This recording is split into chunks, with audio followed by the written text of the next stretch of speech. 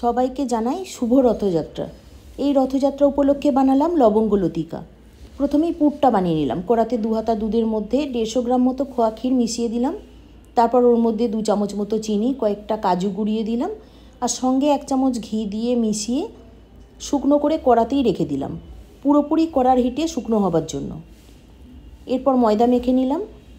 3 চামচ মতো ঘি, অল্প নুন আর অল্প অল্প করে জল দিয়ে 2 হাতা ময়দা নিয়েছি।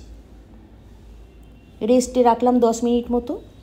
এই সময় ক্ষীরটা তুলে রাখলাম একটা ডিশে। তারপর ওই কড়াতেই 1 বাটি চিনি, হাফ বাটি জল আর সামান্য কেশর দিয়ে ফুটিয়ে রসটা বানিয়ে ওটা সাইডে রেখে দিলাম।